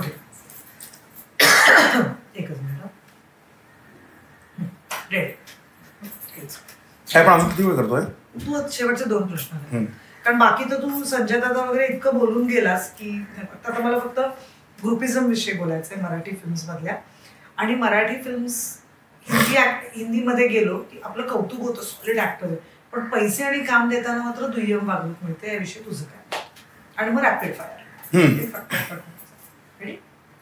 अच्छा, हिंदी सिनेमा, आपण आता हिंदी गाणी आणि याच्याबद्दल बोलतोय. तू हिंदी सिनेमा केलास, वेब सिरीज केलीस, मराठी ऍक्टर्सचं कौतुक खूप होतं, क्या कमाल ऍक्टर आहे. मराठी माणसांविषयी त्यांना रिस्पेक्ट असतो 100%, कारण आपण एकपाठी असतो, आपण त्रास देत नाही, काही नाही.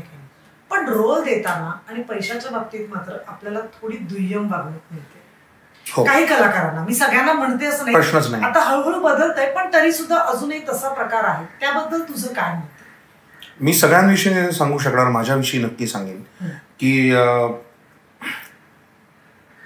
हो, हे तू म्हणतेस ते थोडंसं खरं आहे की आपल्याला, मी असं नाही म्हणणार की मला भरपूर पैसे मिळाले, घासाघीस करतातच, पण मला दुसऱ्यांबरोबरही तसंच केलंय की नाही माहीत नाहीये, त्यामुळे मी तसं जज नाही करू शकणार. पण हे खरंच आहे की सर आपने तो ये वो, आणि मग तुम्ही तर असं हे सगळं म्हणतोस तू. मग का रोल देताना तू नाही सर वो जो कोणीतरी मित्राचं म्हणलं की अरे त्याला घे ना, नाही सर वो जरा थोडासा मराठी का लय जात आहे, तो मग नाही सर तुमचा तो नाही, आपण कनेक्ट कर. म्हणजे मला असं झालंय की आधी वेगळं काम होतं, तर मला त्यांनी सांगितलं सर वो कनेक्ट कर आहे ना उनका. म्हणलं हाँ मुंबई का है वो, मुंबई में किस तरह से हिंदी बोली जाती है आप भी जानते हो, मैं भी जानता हूँ, राइट. आपण बोलताना कसं किती मिक्स हे बोलतो. नहीं वो सर ऐसा मराठी मतलब ऐसा मराठी क्या, ऐसा what do you mean by ऐसा Marathi. So you respect me म्हणजे you respect my language also no. माझी भाषेचाही आदर कर. आणि मला असं वाटतं की तो भाग तिथनं आलाय. त्यांना असं नाही आहे की ते माणसाचा आदर करत नाही, असं अजिबात नाही. म्हणजे मी खोटं आहे जे लोक म्हणतात की काहीतरी वागवलं आम्हाला आणि असंच केलं तर ते आम्ही फक्त मराठी होतो म्हणून असं वागवलं असंही नाही. काही वेळेला कलाकारांची चूक आणि विचित्र मागण्या असतात. पण मला हे नक्की वाटतं तू म्हणते आहेस ते, हा मला अनुभव आहे. पैशाच्या बाबतीत पण आहे की प्रत्येक वेळेला नाही सर मग हे बजेटच नाही आहे आणि म्हणून मी म्हणलं मी स्वतःला जज नाही करू शकत कारण दुसऱ्या कोणाला तसंच केलंय की नाही मला माहीत नाही आहे. त्यांना भरपूर पैसे देते आणि मला कमी दिले तसं मी काही कोणाचे पैसे विचारायला जात नाही, त्यामुळे मला ते माहीत नाही आहे. पण हो ह्याचं कारण मला अजून कळलं नाही आहे. पण उलटा भाग असा आहे ना की आपलेच मराठी नट उत्तम कामं पण करतायत ना ग.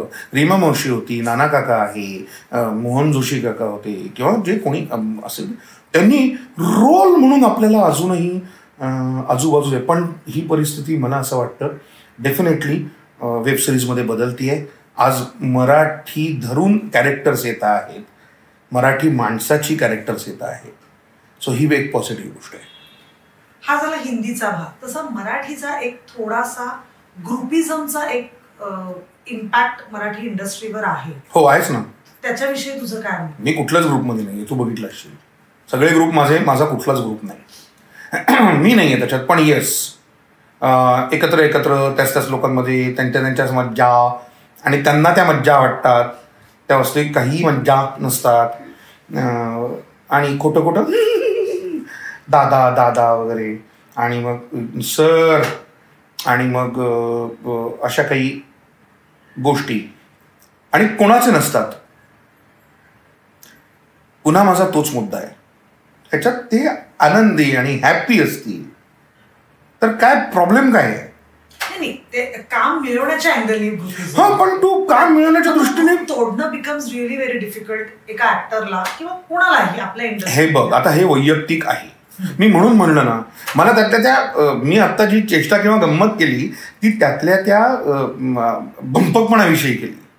ग्रुप नसतं त्याच्याविषयी काही माझं म्हणणं नाही आहे. ग्रुप असतात ना आणि असावे. हो मी माझ्या आवडत्या ग्रुप बरोबर काम करतो. मला ते नेपोटिझम सारखं वाटतं का कधी कधी की तुम्ही तुमच्याच लोकांना घेता. हो मग पैसे पण मी माझंच लावतो. संबंध काय तुझा? तू तुझा ग्रुप तयार कर, तू चांगलं कर. हा तुझं काहीतरी वाईट हो म्हणून मी प्रयत्न करायला सुरुवात केलं तर ते वाईट आहे. मी माझं चांगलं करतोय तर तुझा काय प्रॉब्लेम आहे? आणि कारण सर ग्रुप ज्या लोकांना एकमेकांबरोबर काम करताना कम्फर्ट लेवल जर आहे कामाची तर ग्रुप जरूर असावेत. मी काही त्याच्या विरोधात नाहीये, कोणीच असायचं कारण नाही. मला त्याचा शो ऑफ जो होतो ना त्यांनी हसायला येतं. मला त्याचा राग नाही आहे अर्थातच, मला त्यांनी हसायला येतं. आणि अनेक वेळेला असं पण आहे ना ग की तुम्ही ग्रुपमध्ये तुम्हाला माहिती पण असू शकतं, अशी शक्यता आहे की कसं सांगू मी आता हे कोणा की ग्रुपमधल्या लोकांचा समविचारी जी एकत्र लोक असतील त्यांच्यापेक्षा काही जणांना ते तोडून आपण वेगळं करूया ह्याच्यात ताकद वाटते आणि काही लोकांना आपण एकत्र असण्याची ताकद वाटते. बरोबर, दोन्ही पद्धतीने. करेक्ट. म्हणजे मी चांगल्या अर्थाने म्हणतोय हे. हा कशाला कोणाविषयी जज करा. जर पुन्हा मी तेच म्हणलं मला नाही जज करता येत, खरंच नाही करता येत. पण हो मी जर तुझ्याबरोबर ह्याच्याबरोबर त्याच्याबरोबर एकत्र मला माहिती आहे ह्या लोकांबरोबर मी कम्फर्टेबल आहे तर मग मला काय करायचं दुसरीकडे. आणि एक्झॅक्टली दुसरं नको कम्फर्टेबल मी झालो तर माझं काहीतरी संपेल माझ्यातलं, तर तोडून मी दुसरीकडे करतो की जिथे मला परत वेगळं नव्याने करता येईल. ह्या दोन्ही गोष्टी बरोबरच आहेत. त्याच्यामध्ये हे सॉलिड आहे आणि तेच कमी आहे असं नाही. आता जाऊया आपण रॅपिड फायर. ओके. आणि खरी उत्तरं द्यायची आणि पटपट उत्तरं द्यायची. पटपट देऊ शकेन मी. पटपटच द्यायची. तुला जे पटपट विचारायचंय तेच सापडत नाहीये तुला. चुप बस रे जरा तू. सापडले. चला आता आपण जाऊया रॅपिड फायर. रॅपिड फायरचे 2 भाग आहेत. ओके. पहिला सेलिब्रिटी क्रश. हा एक काय 2 भाग आहेत? नाही, हा पहिला आहे. हा पहिला प्रश्न आहे. हा, सेलिब्रिटी क्रश. माझा कोण आहे? हो. Madhuri Dixit. Favourite car. Favourite car. तू रिपीट का करतोय? Favourite car. मर्सिडीज. माझ्याकडे नाहीये म्हणून. चीट मील असतं तेव्हा काय खातोस? असं काही नसतंच. माझं सगळं खाणं चीट मील आहे. चीट मील मी खातो काही पौष्टिक असेल तर, फक्त हरभरीच खाल्ले वगैरे, that is my cheat meal. Otherwise मी सणकून सगळं भरपूर आवडीने खाणारा माणूस आहे. तुला एक पार्टी द्यायची आणि त्या पार्टीत तुला 3 माणसांना बोलवायची. ती 3 माणसं कोण असतात? हयात असलेली, हयात नसलेली. अच्छा. 100% मला हा प्रश्न नाही कळला. तू जर पार्टी भार्गवी, तू एक पार्टी देणार. हा म्हणजे पण सगळेच असणार आहेत ना? ते असतीलच, पण ती 3 माणसं या 3च माणसांना पार्टी द्यायची असं नाही. नाही, मलाही बोलव, पण 3 माणसं जी तुझी असलीच पाहिजेत पार्टीला, हे तुला वाटतं. तुझी एक हायपोथेटिकल पार्टी आहे, मग ती माणसं आहेत किंवा नाही आहेत, पण ते माणसांच्या पार्टीत असलं पाहिजे असं तुला वाटतं. हा, रसिका डेफिनेटली, संजय सुकन्या आणि तिसरं कोण? इतकी नाव आहेत ग, इतकी नाव आहेत.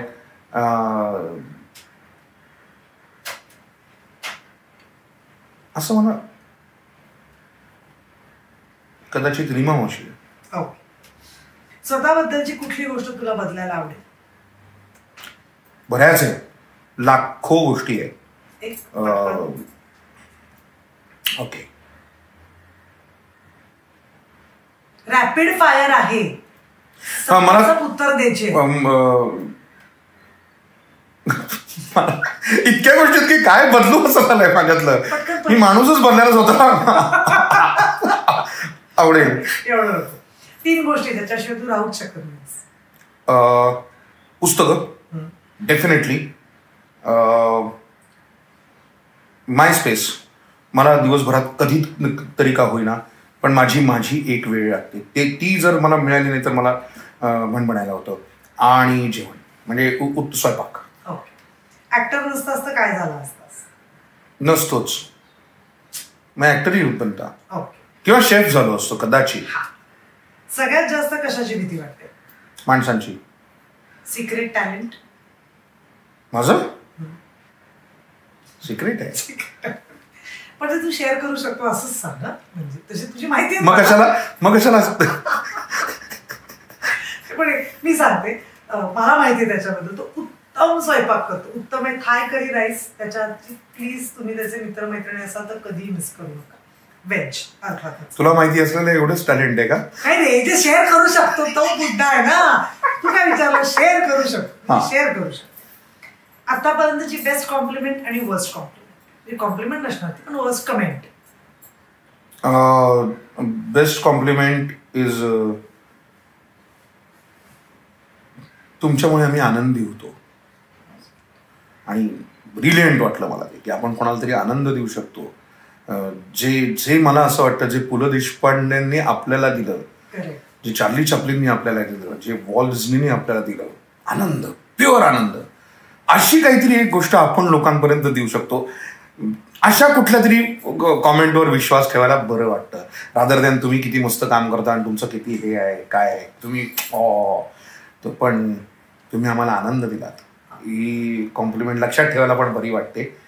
त्याच्यासाठी प्रयत्न करायला पाहिजे. वर्स्ट म्हणजे फनी असू शकतं. वर्स्ट कसंही वर्स्ट वॉट नाही, असं मला काही फार नाही बोललो कोणी. कारण ज्यांनी वर्स्ट मला काहीतरी बोललं त्यांना ताबडतोब मी उत्तर दिल्यामुळे लक्षातच ठेवलेलं नाहीये. आपला प्रेम चोपडा हिसाब रोकडा आहे ना, तिथल्या तिथे परत. किती वेळा आतापर्यंत जिमचे पैसे भरलेस आणि गेलाच नाहीयेस? ते सिगरेट सोडण्यासारखं आहे ग. मी 1000 वेळा सोडली आतापर्यंत. माझ्याकडच्या प्रत्येक जिमवाल्याला माझा चेहरा माहिती आहे, पण शरीर एष्टी काही तू बदलू शकला नाहीये. ओके. सोशल मीडियावर जर कधी गेलास तर तू कोणाला स्टॉक करतोस? कधी केलंस? ते आता मला हे आता कळायला लागलंय, स्टॉक करणं वगैरे म्हणजे काय. कोणाला केलं होतं कळल्यानंतर? मी मला आता नाही ग, मला असं कुठलं मित्रमैत्रिणींचं तर काही फार नाही आहे. म्हणजे त्यांचं काय बघणार, आपण रोजच आपल्या बरोबर किंवा इकडे तिकडे असतात. मी कोणाला केलं होतो की फॉलो करत होतो तेव्हा, म्हणजे की अरे यांचं काय चाललंय किंवा हे काय आहे, तेच मी विचारते कोणाला केलं. अगं ते तेव्हा सुरुवात झाली की तेव्हा आठवत होतं. आता काही नाही. आणि मला काही मला मुळातच तुझं काय चाललंय याच्यात रस नाही. त्यामुळे तू 1000 वेळा बघितलं असशील, माझ्या हातात फोन नसला तर मला काहीही फरक पडत नाही. Star struck moment of course Bachchan saheb, खलास. विरुद्धच्या वेळेला पहिल्यांदा जेव्हा त्यांना बघितलं, मी तुझ्यामुळेच पाहिलं होतं त्यांना. हो, मी तुझ्यामुळेच भेटायला. करेक्ट त्या माहींच्या इथे करेक्ट. पण नाही काही इच्छा काही, म्हणजे असं कडे नसतं का, बच्चनच कसा येतो आपण बघू शकतो, काहीच्या काहीच. म्हणजे बाकी सगळं ठीक आहे, बच्चन नाही, ते वेगळे आहेत. देव डायरेक्ट स्टार स्टक मोमेंट. मग त्याच्यानंतर आयुष्यात खूप जणांना आपण भेटलो, हे झालं ते झालं, आता काही ते वाटत नाही. पण भैया सॉलिड. हाँ, बच्चन साहब बहुत बड़ा बच्चन साहब है. Embarrassing moment.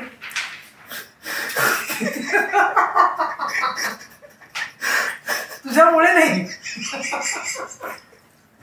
हे तू काय विचारलं आता? तुझ्यामुळे नाही, तुला आलेली एम्बॅरेसिंग मोमेंट. माफ करा. किती सांगणार की त्यातल्या तुला सांगू शकशील. सांगू शकेन अशी. बरं चला, त्याच्यात मी ग्रिप्स थिएटरचं नाटक करत होतो आणि तेव्हा लहान मुलाचं, मोठी माणसं लहान मुलांचा रोल करतात. आणि मी सिग्नलला थांबलो होतो आणि मी सिगरेट ओढत होतो. आणि एक मुलगा येऊन मला म्हणला, ए कालच्या नाटकातला तो बैजू, तो काय ओढतोय? आणि त्या क्षणाला मला वाटलं की पब्लिकली आत्ता इथे मी हे नाटक करत असताना हे करणं, सिगरेट ओढणं तसंही चूकच आहे. पण तरी देखील ती एम्बॅरेसिंग मोमेंट होती माझ्यासाठी की आई शपथ, आपण लहान मुलांसमोर.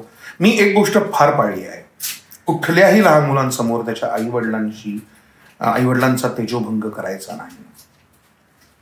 कुठल्याही पालकांसमोर वी डोंट रिस्पेक्ट चिल्ड्रन. आपण मुलांना कायमच तुम्ही तिकडे जाऊन खेळा रे का, हा, we don't really respect children. फिरायला जायचं आवडतं ठिकाण, आता तुला ऑप्शन आहे, डोंगर का नदी आणि समुद्र? नदी आणि समुद्र. ओके. फिल्म की नाटक? नाटक. पु ल देशपांडे की कुसुमाग्रज? दोन्ही. चान्सच नाही याच्यामध्ये वेगळं काढणं. संजय मोने की अतुल परसुरे? ऑफकोर्स मोने. म्हणजे ऑफकोर्स मोने याच्यासाठी बिकॉज अजून जास्त बॉन्ड आहे. पण मी हे उत्तर फार काय म्हणतात त्याला, फार काळावर हे ठेवून दिलं, कारण अतुल ही तितकाच हृदयातला आहे माझ्या. US की UK? UK. चंद्रकांत कुलकर्णी की प्रतिमा कुलकर्णी? प्रतिमा कुलकर्णी. बियर की विस्की? रम. हा, म्हणजे बियर आणि हार्ड ड्रिंक अशा टाईप. रम. पुणे की मुंबई? दोन्ही. नाही, एक द्यायचं उत्तर. पुणे. ओके, ठीक आहे. ह्याचे चांगले मार्क मिळतील. बाकी रॅपिड फायर तू खूप विचार करून. अगं पण रॅपिड फायर होता, तू असे प्रश्न विचारलेस. मग तेच रॅपिड फायर असतं ना. अगं पण रॅपिड फायर मध्ये एम्बॅरेसिंग मुमेंट मी सांगू का? नको. आपल्यासाठी किती एम्बॅरेसिंग मुमेंट आहे. एनिवेज, तू इथे आलास आणि माझ्याशी गप्पा मारल्यास आणि खूप मोकळ्या गप्पा मारल्यास आणि मला प्रश्न बघावेच लागले नाहीत, कारण आपण त्या ओघातच इतकं बोलत गेलो. पण थँक्यू सो मच, वेळात वेळ काढून आलास. मला एम्बॅरेसिंग मुमेंट कधी होते तुला सांगतो. सांग. म्हणजे आता जर का तुला हे जोडून घेता असेल, एम्बॅरेसिंग मुमेंट माझ्यासाठी असतात जेव्हा तुम्ही कोणाही बरोबर 4 चांगले आनंदाचे क्षण घालवले असतात, तेव्हा तुम्ही त्यांच्याबद्दल नंतर काय बोलताना, मित्रांमध्ये बढाई मारायची म्हणून बोलता किंवा मैत्रिणींमध्ये बढाई मारायची म्हणून बोलता किंवा तुम्ही त्यांच्याबद्दल नाव घेऊन बोलता. माझं खूप महत्वाचं म्हणणं आहे, don't take names. Do not take names. ह्या तुमच्या तोंडातनं कधीही काहीही तुमच्यातली कुठलीही मुमेंट बाहेर जाता कामा नये. हा विश्वास तर निदान ठेवा. तेवढे तर रिस्पेक्ट करा की जे तुम्ही आयुष्यात एकमेकांबरोबर आनंदाचे क्षण घालवले असेल, मित्र असेल, मैत्रिणी असतील, मित्र असतील, कोणीही. पण मला भयंकर घाण आणि ऐकायला वाईट वाटतं जेव्हा कुणीतरी कोणाच्या तरी आपल्याच मित्रांची नावं घेऊन. माझ्याकडनं कधी ऐकलंयस का तू? एकदाही कोणाचंही नाव घेऊन, कोणाचंच नाही. इंटरेस्टिंग चॅप्टर सगळ्यांचेच आहेत ना आयुष्यात. सुरस आणि रम्य कथा प्रत्येकाच्या आयुष्यात आहेत. वो बरोबर नाही. तू आमच्या शो मध्ये आलास, गप्पा मारलास, त्याबद्दल आमच्या टीमकडनं थँक्यू. हे खरंच काय आहे, गिफ्ट आहे. तुफान. थँक्यू.